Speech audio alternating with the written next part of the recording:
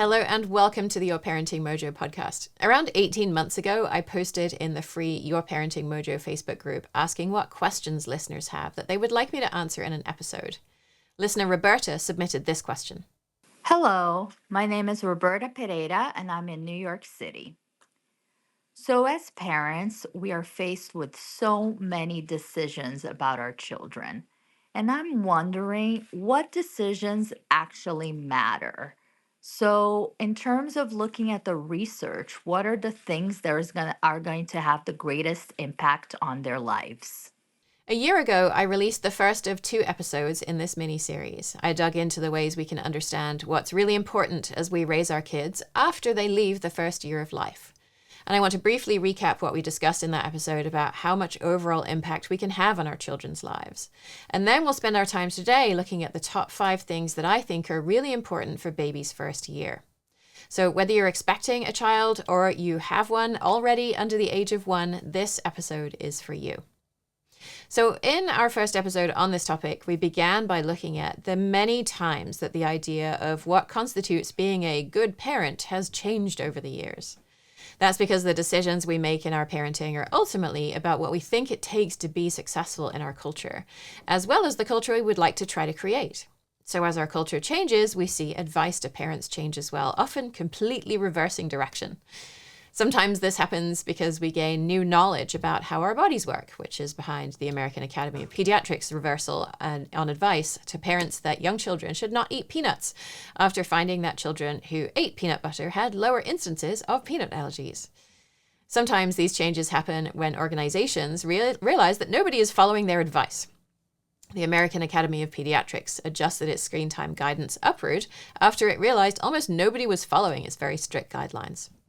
And of course, co-sleeping with infants has become a highly contentious practice, with some people saying it promotes bonding, others saying it's incredibly dangerous, and parents stuck in the middle trying to do their best for their baby and get some rest.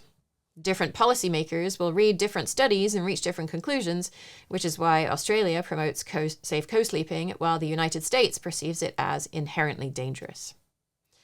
In the first episode on this topic, we also spent a good deal of time looking at how much of our child's outcomes we might reasonably able to affect. A huge meta-analysis of over 2,700 publications, including 14.5 million twin pairs, and virtually all published twin studies of complex traits, found that the average heritability of a particular trait is 49%. So that's the amount we pass on to them through our genes. We also know that socioeconomic status makes a large contribution to children's outcomes. You don't have to be rich to give your child a good start in life. But if you live in a culture where there is little social support, money is used to create opportunities that would otherwise be created by being in bigger caregiving groups. And if you focus on acquiring more money to give your child better opportunities, it's possible that inequality will negate some of that work. After accounting for programs that redistribute income, like Social Security, the United States has the second highest level of inequality among so-called developed countries, behind only Chile. Before income redistribution, the bottom 20% of Americans had 2.3% of all income, while the top 20% had 57.9% of that income. After income redistribution through taxes and social programs, the bottom's 20% share rose to 9.3% of all income, while the top 20% share fell to 47.2%, which means that 20% of the people in the country have almost half of the income, even after you take welfare programs into account. Compared to other countries, U.S. tax and spending policy does relatively little to reduce inequality compared with its peers among countries in the Organization for Economic Cooperation and Development, or OECD. We know that inequality has huge effects on social unrest, political polarization, health outcomes, higher crime rates, and a general decline in overall well-being. A study of 2,414 women found that 24% of the participants reported a level of depressive symptoms that warranted further evaluation for major depressive disorders. 69% of women report experiencing at least one type of trauma during their lifetime. Men are diagnosed with depression half as often as women, but almost 4 times as many men died by suicide as women, with white men accounting for 68% of suicide deaths in 2022. When I talked with Dr. Nadine Burke-Harris about adverse childhood experiences, we learned how we might have the perception that traumatic experiences mostly happen among poor families, Actually, they happen in all families, but richer families tend to be better at covering them up and pretending that they didn't happen. Our culture isn't very good at protecting any of us, and it can seem like money can protect us from negative impacts, and to some extent it can, but only up to a point, and only with certain kinds of risks. There are also the cultural messages that our children will absorb, and yes, this happens even when they're infants. We learned in the episode on Parenting Beyond Pink and Blue that researchers can dress a baby up in pink clothes, and the study participants who don't know the purpose of the study will coo, "Oh, what a pretty baby you are." And then when the same baby is dressed in blue, participants will notice how handsome and strong he is. And then we use more feelings words when we talk to girl babies, and we talk about math concepts more with boy babies, like counting things that we see. And all of these things add up and set the stage for how we will interact with our kids as they get older and can remember more of our conversations. Our children don't just absorb information from the world around us. We mediate it for them. We confirm the messages they get from the world, or we teach them how to resist those messages.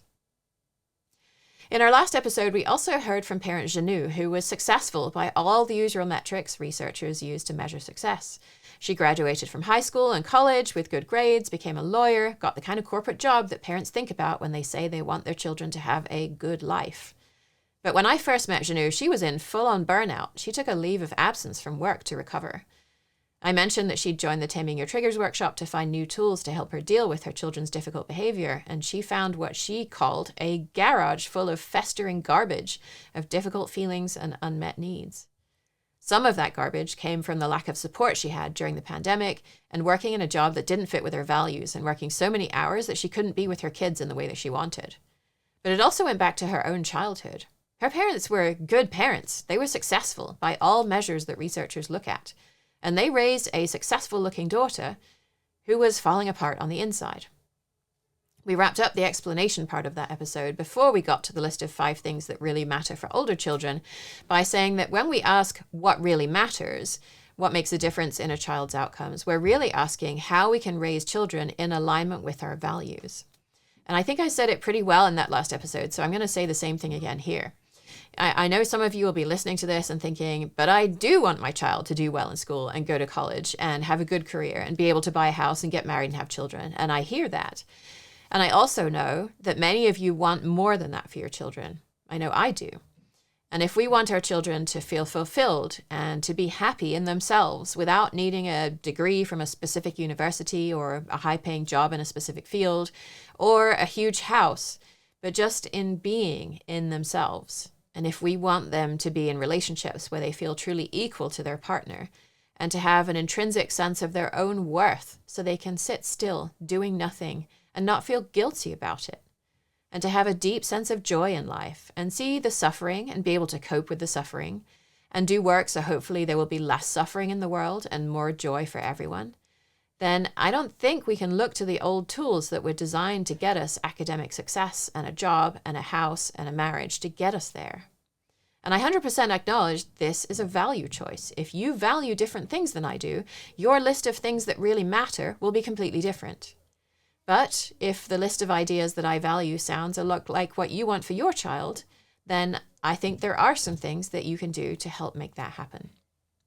Before we get there, here's a non-exhaustive list of things that I don't think matter enough to be worth worrying about for parents who are expecting a baby or who have one under the age of 1. What's on your baby shower registry does not matter unless it includes industrial strength laxatives if you're birthing your baby and nipple shields if you plan to breastfeed. The brand of crib you have, whether you have Aiden and Anais burp cloths or whatever is cool now that wasn't cool a decade ago when I had Garrus, the wipes, warmers, most of that stuff does not matter very much. It doesn't matter how baby arrives in your arms, as long as that can be accomplished with as little trauma to everyone involved as possible. If baby's lucky enough to have their own room, it doesn't really matter if it's ready or not by the time they arrive, because baby's likely to spend the first few months sleeping in the same room as you, one way or another. I didn't realize that before Karis was born.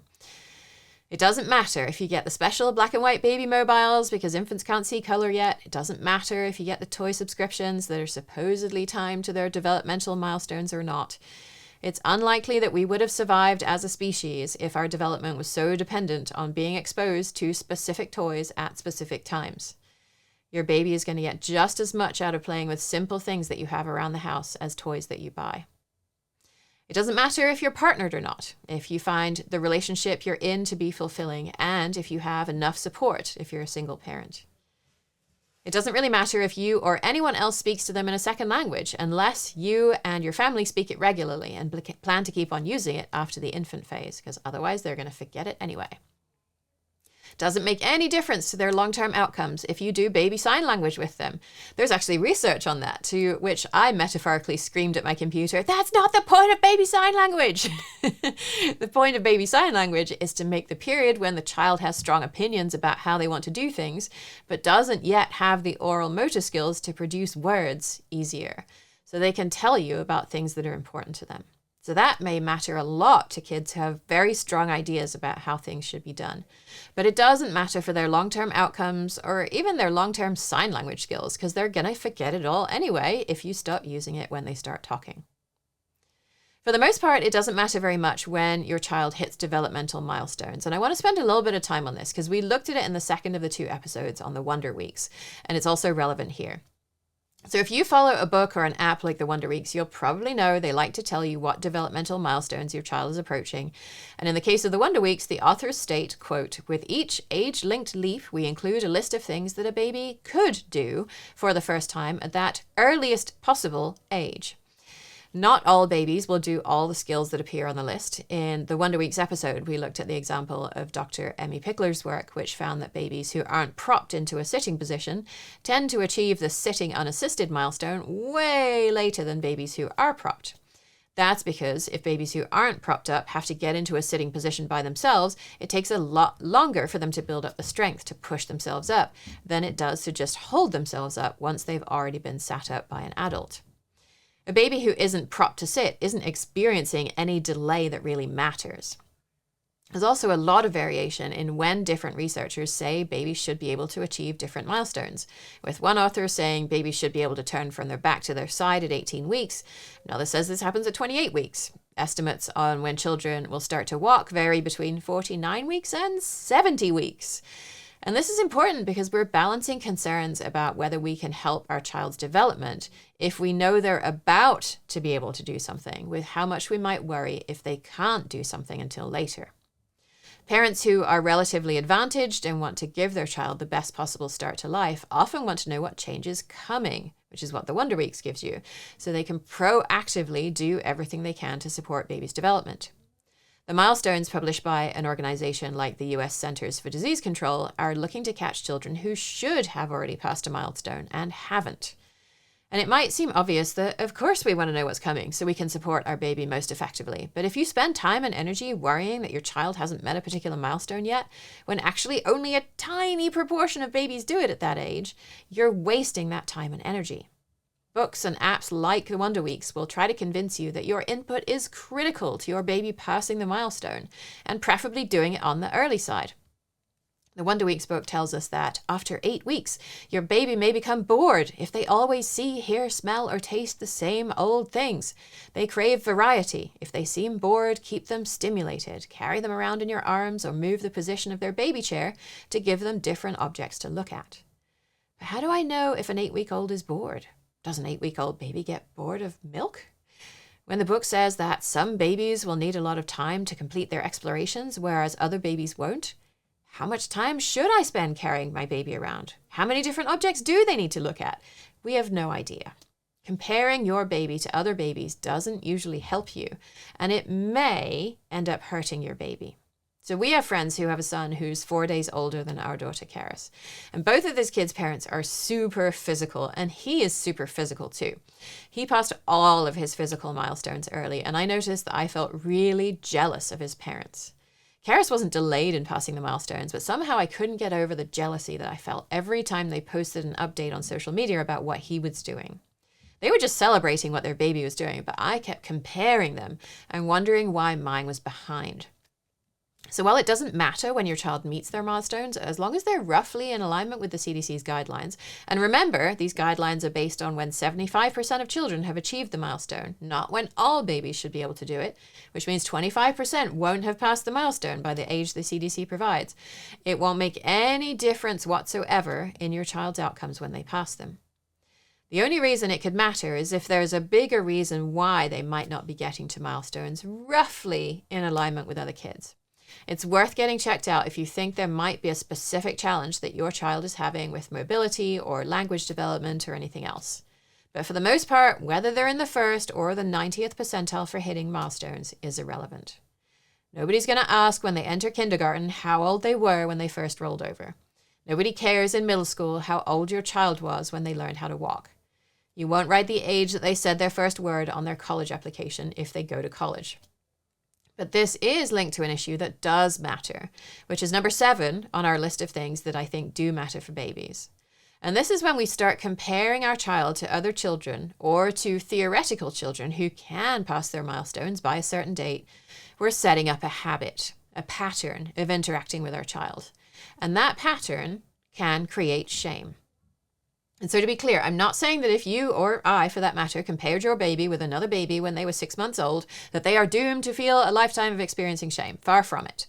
But when we start making these comparisons as a baby, and we keep making them as the child gets older, and especially when we verbalize those comparisons, we start to create the conditions that we know can arouse shame in a lot of people.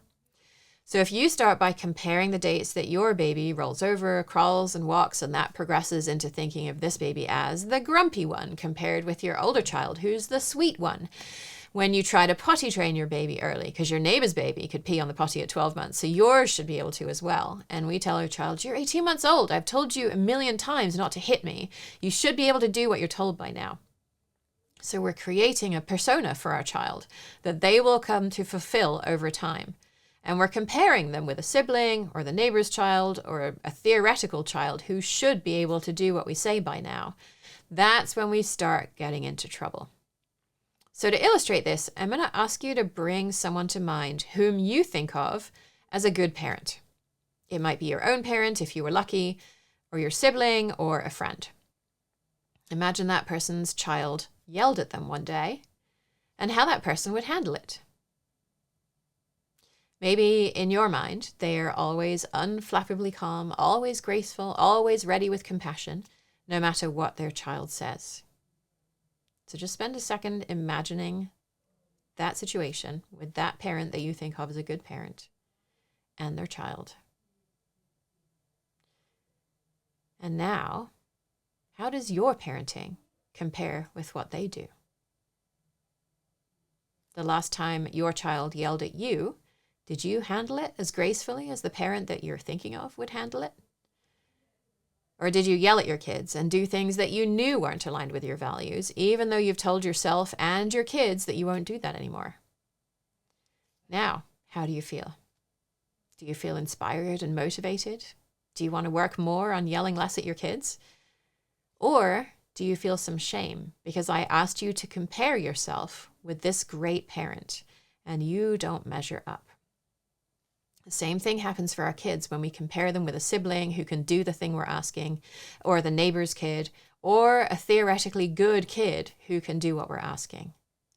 When we compare ourselves to someone else and we see how we don't measure up, we often feel shame. When we compare our children with other actual or theoretical children and they don't measure up, they may feel shame. It won't always happen, especially if you happen to land on an issue they don't really care about. You can criticize my golf swing all you want. I won't feel any shame about it. I know that I suck at golf and I have no interest in being good at it.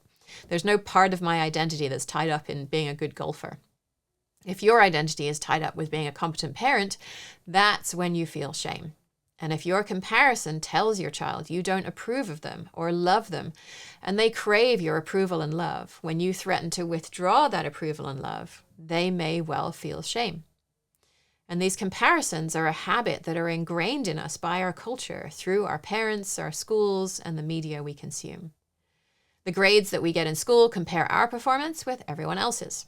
Commercials show us images of young, thin people with lots of money and no body hair and tell us we can be more like them, or at least look more like them, if we buy their product. Magazine articles tell us how to shape ourselves so we can be more like people who are successful. Hollywood has sold the whole world an image of what it means to be successful.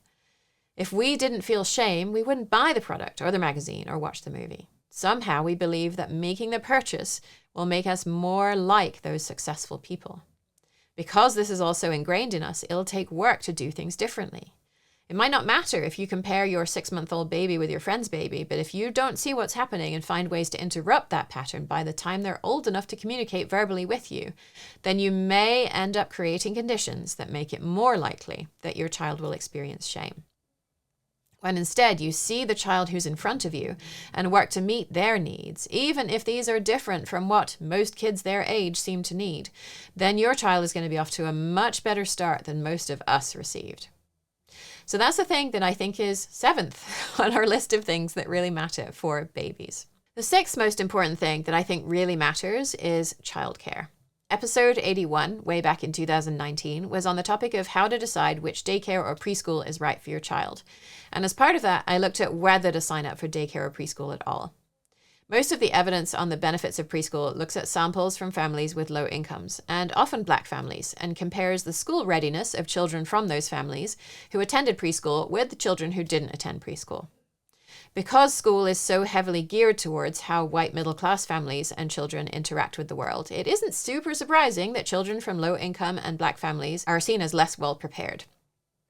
In episode 65 on why storytelling is so important for our children, we looked at Dr. James Paul Gee's research on a 7-year-old Black girl whom he called Elle, who told a story in her class for show and tell. And I read the whole story out in that episode, so I'm just going to read the first part of it here. So this is how it goes.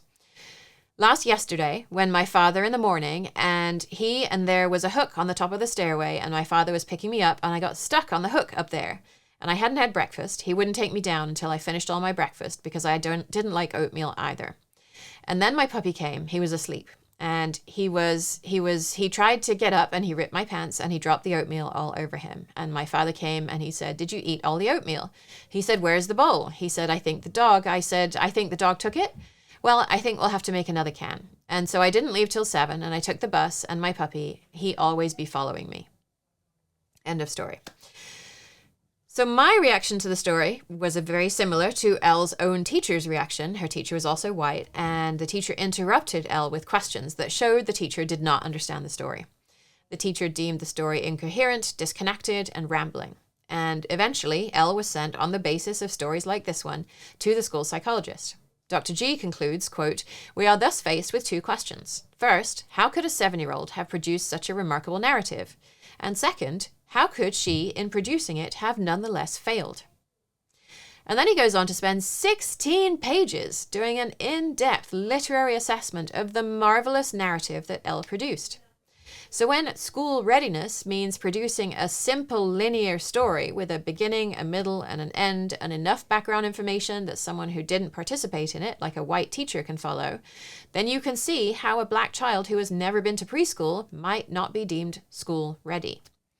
It's not because they aren't capable of producing sophisticated stories, but because the stories aren't recognized as sophisticated by the 80% of school teachers who are white.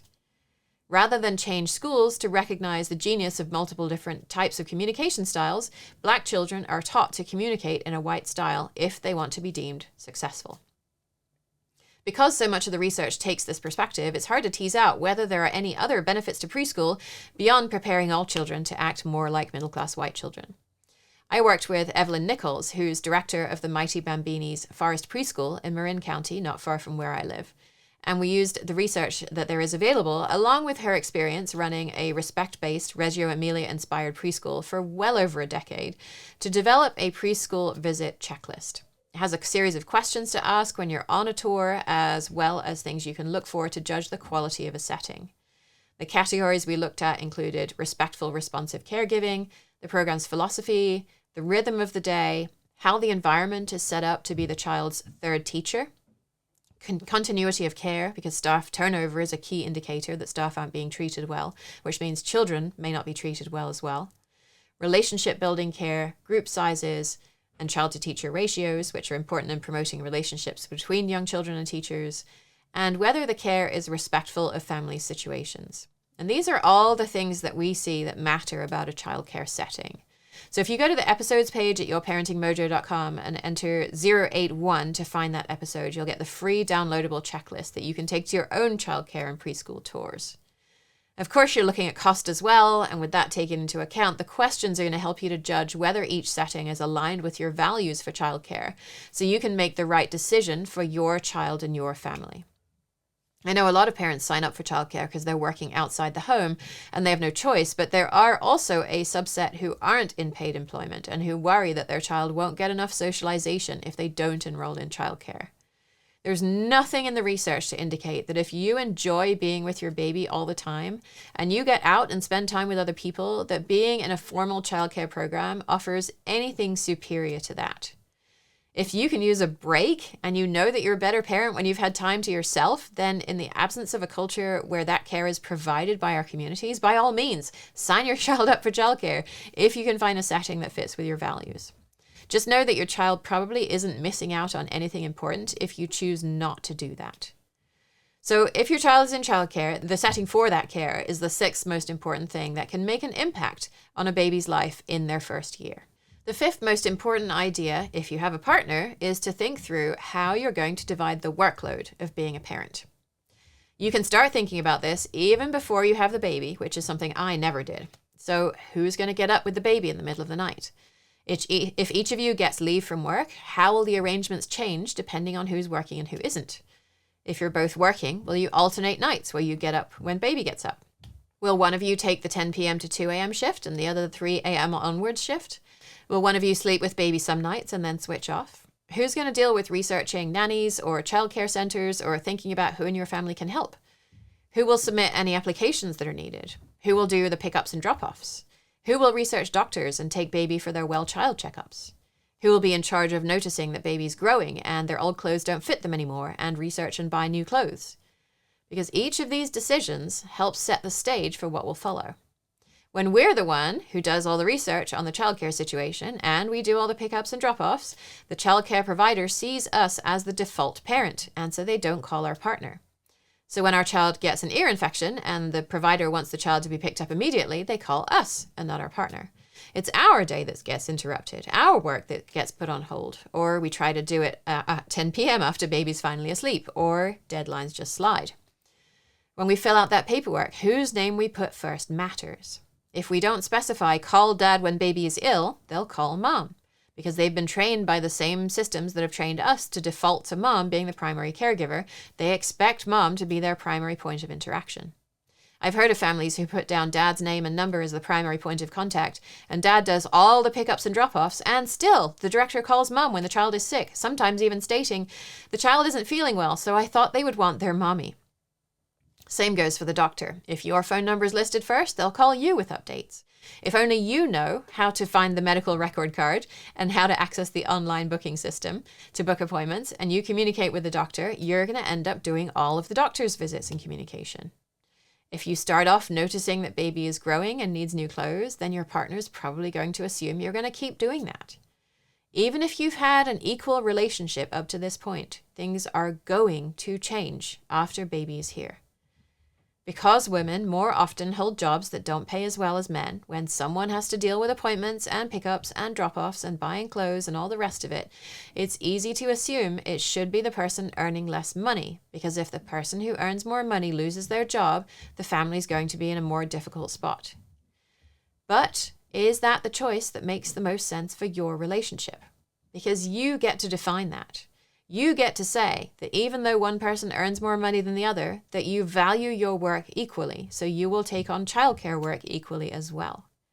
If you don't have that conversation, then societal pressures will push you towards an outcome where mom in a cis-het relationship takes on the vast majority of the childcare work. I'm sure I would have fallen into this pattern too, and there were two main things that saved me. The first thing was that I was not the person who wanted to have this baby, which is unusual in a cis-het relationship. My husband assumed that I would do all the drop-offs and pickups because he was commuting at the time and I worked from home. And the typical conversation in a cis-het family is going to say something like, I don't have time to do the childcare runs, and besides, you, mom, are the one who wanted this baby. And I got to say, there is one drop-off and one pickup every day, and you're doing one of them because you wanted to have this baby. And if I'd had more knowledge at the time, I might have been able to articulate something about fairness and equality and sharing the work of having the baby, but I didn't, so I couldn't. The other major factor I had working in my favor is I really don't care what our house looks like. I grew up on a small farm. My stepmother bred dogs. We would have around 25 dogs, not including puppies, at any one time. Some of them would stay in the house overnight, and they would inevitably poop on the floor. And my stepmom often didn't get out of bed until 10 a.m., so she made up a rule that the first person to see the dog crap on the floor had to clean it up, knowing that she would not usually be the first person to see it in the mornings. And you can imagine that all the kids got pretty good at not seeing dog crap on the floor. Some people might go 180 degrees in the other direction and say, I never want my kid to grow up in a house like I did, so my house is going to be perfectly tidy at all times. But that's not me. I just don't care if there's stuff all over the floor, or crumbs everywhere, or a ring of dirt in the bathtub. My husband grew up in a house where kids were not allowed to put fingerprints on the glass coffee table, so the usual dynamic in a cis-het relationship is reversed for us. Usually, it's the woman who sees the dirt and cleans until some societally accepted definition of cleanliness is reached, and the man who says, I just don't see it. It's less that I don't see the dirt, it's more that I just don't really care about it that much. A dirty or clean house doesn't have any moral value to me. I don't think less of you if you have a dirty house, and I don't think you're better if you have a clean house. Those things are disconnected in my mind. So those two things, that I'm not the person who wanted the child and I don't see dirt, or don't care that much about dirt, gave me a lot of leverage in the early days when we were figuring out who was doing what in the household. And still, I ended up doing the vast majority of the work. When we looked at who was doing what when Karis was about 3, we found that I was doing about 90% of the tasks that it took to run the household. At the time, I was working in consulting and earning more than him, and also building the podcast in the early days of the business. So if you don't have those levers and you aren't aware of all the cultural messages around you that are going to push you in one direction, even if your relationship was pretty equal before you had your child, you're going to get pushed that way. You have to be aware of it and also be willing to talk about it. Ideally, if you are in a cis-het relationship, it's going to be the husband who says, hey, let's talk about how we're going to make sure our workload is distributed evenly. In reality, it's usually the wife who feels frustration, anger, resentment that she's doing most of the work. And she not only has to convince the husband to do more of the work, but even to have the conversation about doing the work. She has to do the research on why she feels so frustrated, angry, and resentful, figure out how much of that is hers to own, and do the work on healing that piece, and research ways to share the work more equally, and figure out how to approach him with it in just the right way, using just the right language, at just the right time, so he'll be receptive to it. So if we want things to be different from that, if we don't want to feel that frustration, anger, resentment, which we know impacts our baby's development, we have to start thinking about it now. If baby isn't here yet, it isn't too early. If everything seems fine in your relationship right now, it isn't too early. The fourth most important factor to start thinking about is discipline. I know it can be really hard to do when child isn't even here yet, or when baby's still young, but those days will be here before you know it. I actually started thinking about discipline super early. I clearly remember being in the shower when Karis was about 4 months old and thinking, how am I going to discipline her without being the parent that she hates? My husband Alvin is objectively much more fun than I am, and so I assumed he would be the preferred parent who always says yes and got to do all the fun stuff with her, and I'd be the disciplinarian who came in and mopped up all the crap in the background. Little did I know about how much our childhood experiences would come out in our parenting. We were both raised by parents who expected kids to do what they were told when they were told, and we've had to go through quite a shift to leave that mindset behind. I went through it first as I learned about respectful parenting and resources for infant educators, or RIE, only a week or two after that morning in the shower, actually. Some friends of ours were visiting from out of town with their toddler, and he went running down our hallway towards our bedroom. His mom called down to him, Jack, please don't go in the bedroom. You can go in the nursery if you want, or come back here to the living room. And Jack stopped on the threshold of our bedroom. He peeked inside, and then he turned back around and ran to the living room. And I was stunned. I just looked at her and I said, how did you do that? And she recommended that I read Magda Gerber's book, Your Self-Confident Baby, which was what ended up launching my interest in parenting. Before that, I hadn't read any books on parenting. I didn't even know there were books on parenting. Reading Your Self-Confident Baby was a revelation. It opened up the possibility that babies are capable beings who can understand us so much earlier than we might have thought. I found a peer-reviewed paper showing that if you tell babies, I'm going to pick you up now before you do it, by around 3 months, they will stiffen their neck in preparation for you to do it. If you want to learn more about RIE, I did 2 episodes on that a while ago. One on what RIE is, and the other looking at the scientific evidence backing up key principles of RIE. Those are linked on the episode page for this episode if you want to dig deeper into them. In some ways, it can be hard to know how you'll handle discipline until you're in it. If you'd asked me, what will you do if Karis hits you? When she was born, I'd have said, I'll say, please don't hit me. And then if you said, what if she keeps doing it? I would have said, I don't know. But what I've seen through working with thousands of parents is how we discipline the kids is an issue that can end up dividing us.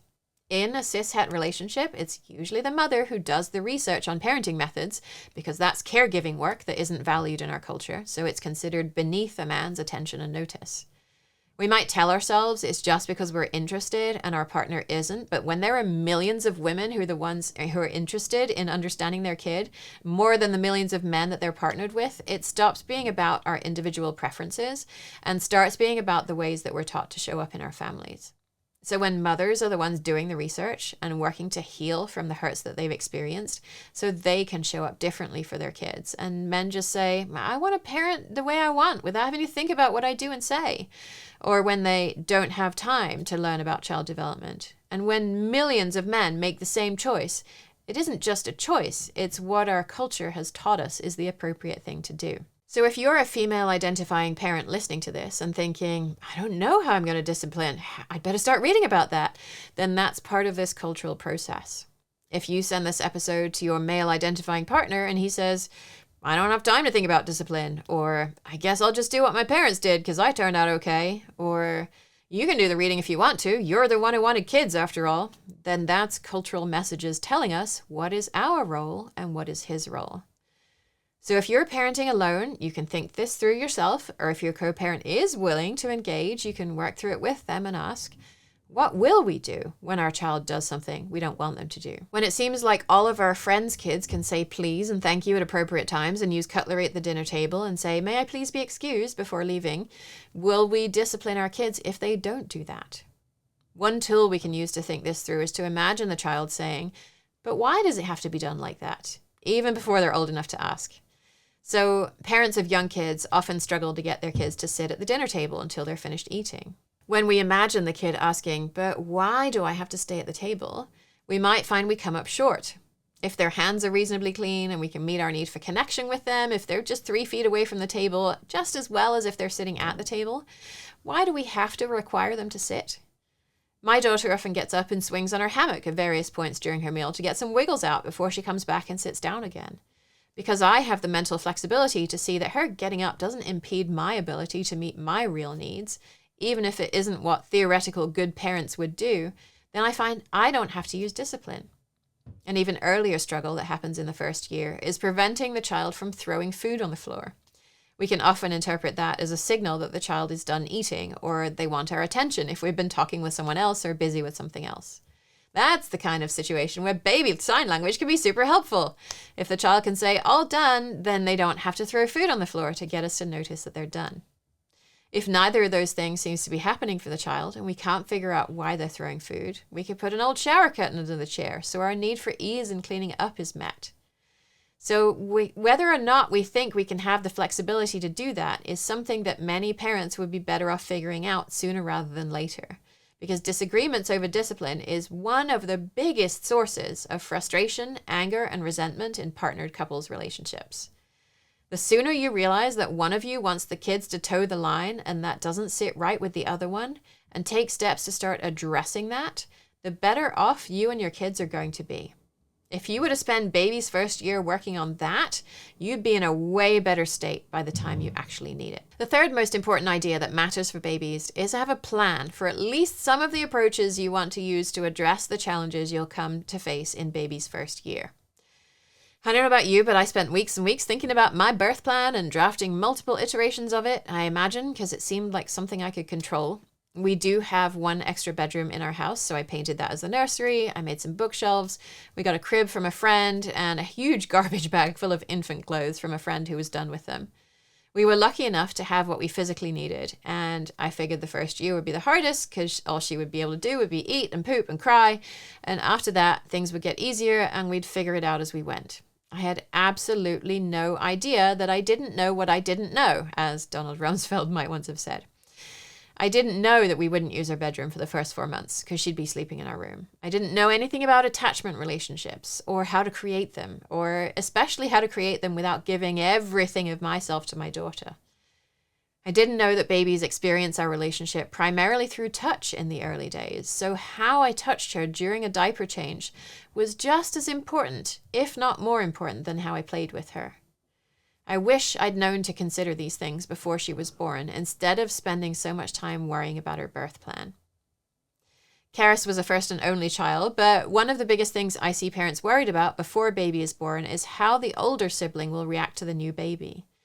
They often post in online communities asking about book recommendations to introduce the idea of a new baby, and while those can be helpful, what's far more important is what happens in the day-to-day after baby's here. When the older sibling is used to getting whatever they want whenever they want it, and suddenly they have to wait for everything, and they get used to daily playtime with you, and now they don't. Perhaps you're getting more serious about sleep training them, or weaning them, or putting them in childcare so you can have more time with the baby, and they feel that separation. They might even say things like, "I wish we didn't have the baby," or "I wish we could throw the baby away." And the books that you read to your child don't talk about what to do about that. In those moments, many parents respond with some version of, "But you love being a big sibling," or "A baby can't help it, they're new and you're already so much older." It's possible the child is feeling very ambivalent about being an older sibling. They might love the new baby and still feel frustrated and angry about their changed role in the family. They might long for a time when they were the little one who got everything that they wanted.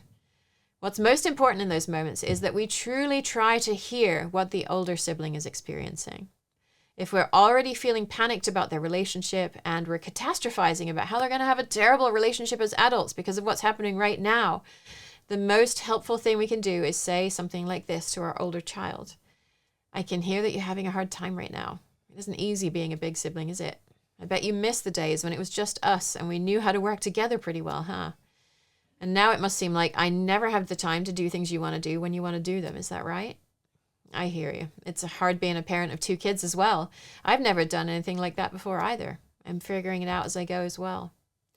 Would you like a hug? Now, what do you think would help when baby's screaming for a diaper change? Would you like it if I gave you a hug first, so baby has to wait just a little bit, and then I go to baby?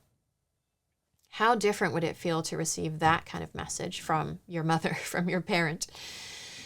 And we won't know how to do that if we don't think in advance about the kind of approaches that we want to use with our children. This is all connected to the second most important thing we can work on, and this is learning how to see other people's behavior as an expression of their needs. So often, other people's behavior can seem inexplicable to us. To me, my daughter's needs have always been relatively easy to understand. Young children's primary needs tend to be for connection with us. Once they learn the meaning of the word no, they've realized they also have a need for autonomy, which means making meaningful decisions about their own bodies themselves. For kids with sensory issues, sensory comfort is pretty much always up there at the top. In my book, Parenting Beyond Power, I refer to those as cherry needs. They're the needs at the very top of a delicious cupcake that we pick off first. Under that are the 3 to 5 needs that come up the next most often for the person. That's the frosting layer. For a young child, these are often things like joy and play and movement, with food and rest making an appearance as well.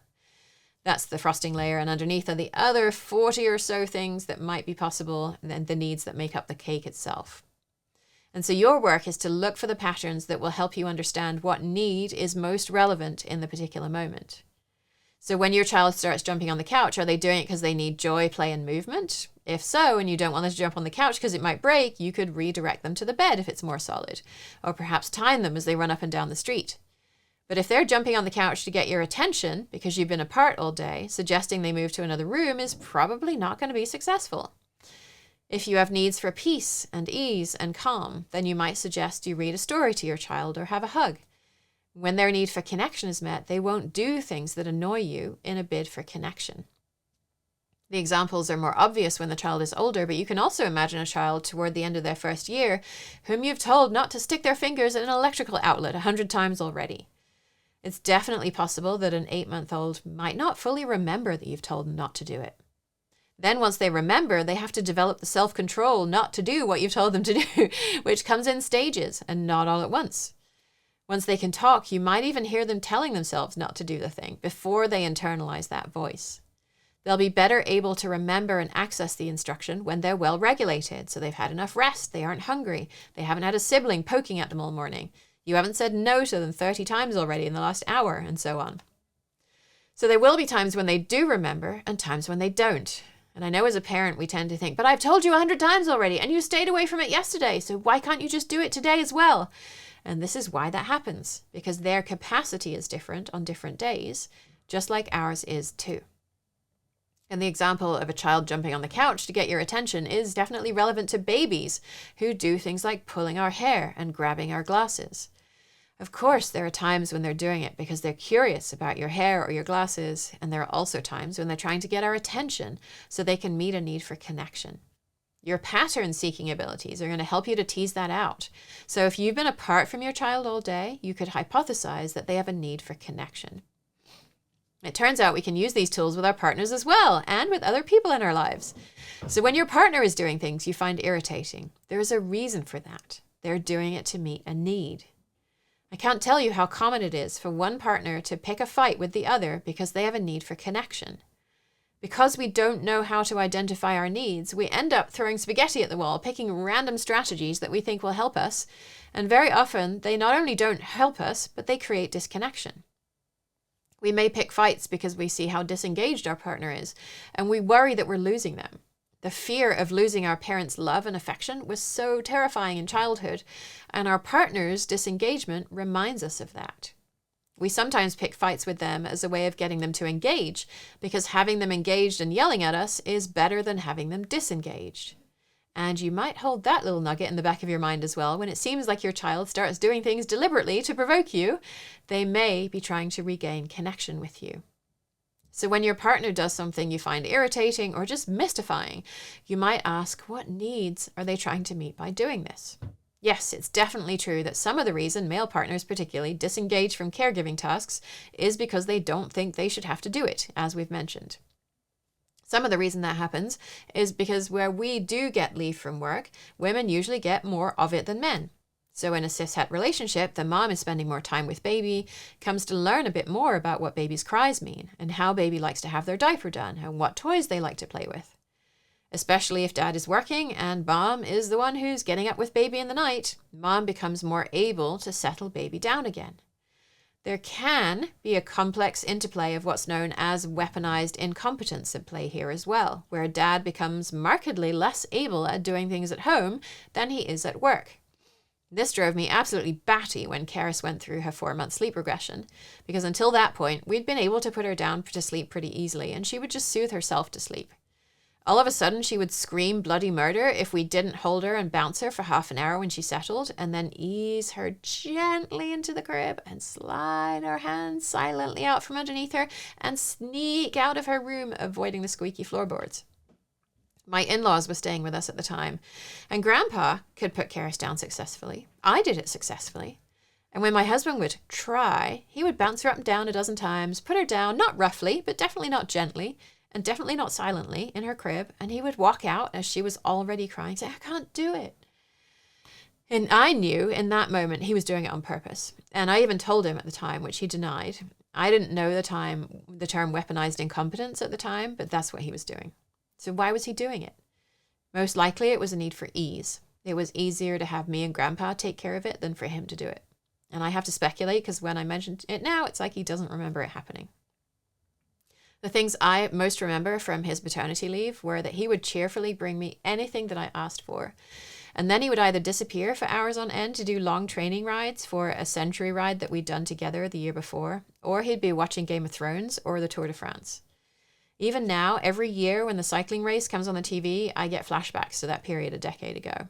He had needs for movement and fun and excitement and joy in both the training rides and the long ride at the end of it. Those needs are absolutely valid, and he deserved to have them met. But here's the thing I didn't understand at the time, and it's the number one most important idea in what matters to babies. I didn't know that I had needs, and that I deserved to have my needs met too. In fact, I'd basically sold myself to him as a person who didn't really have needs. I used the words low maintenance to differentiate me from the high maintenance women that I looked down on.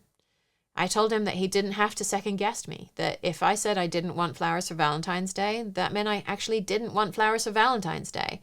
And it wasn't some sort of secret code that he had to read into and he'd be in it up to his neck if he didn't produce flowers on Valentine's Day. I meant it about the flowers. But I actually did have other needs. I did have needs for support and collaboration and equity in our relationship. Because I didn't know I had needs or what they were, I'd never articulated those to him. Somehow, a good chunk of my needs had been met earlier in our relationship, which is sort of a miracle if you think about it when you don't even know what your needs are. But after Karis was born and things started shifting and my needs were no longer being met, I couldn't fully see why that was happening. If I'd been able to see my needs earlier, certainly by the time Karis was born and even before then, it's kind of hard to imagine how much different the last decade of my life would have been. I might have been able to advocate for my needs in a way that I really wasn't able to. I could have suggested that he make sure he has someone who can come over and visit or be on call to come over quickly if I need help when he's 2 hours by bike away from me. As it was, she would be settled when he left, and there was really no reason to say he couldn't go, but I could never know if she'd be screaming at some point in the next 4 hours. There are some things we just can't know until we actually get into them. I don't think we can really know what will trigger us until it actually happens. If I'd known how much all of this was going to end up shaping me as a parent, I definitely would have tried to access therapy to process the ways that my needs weren't met in my family of origin, which would have also set me up to have fewer triggers as a parent. But even then, I'm sure there still would have been topics I just couldn't have known about until they happened. You don't always know you're going to be triggered by your kids asking for help brushing their teeth because you were never allowed to ask for help, and actually you were responsible for getting your younger siblings ready for the day. But if you know what it means to have needs for ease and collaboration and communication with your partner, you're going to be much better placed not to get into that cycle of frustration and anger and resentment that happens when our needs routinely aren't met. It won't fix all of your problems, but it will go a long way. When you know that other people's behavior comes from their needs and that your behavior comes from your needs, you're so much better able to understand difficult situations with your child, with your partner, your parents, your in-laws, everyone else in your life. To me, being able to show up in the world with that understanding and from that perspective shapes the person that your child will become to a far greater extent than anything I had considered before Karis was born, and that maybe you're considering if you're expecting or have considered if your baby is already here. I hope this episode has helped you if you're expecting a baby or have one under the age of 1. If yours is already heading up toward their first birthday, you might also want to look at Q&A episode number 5, What Really Matters in Parenting Part 1, where I looked at what I think matters for kids older than 1.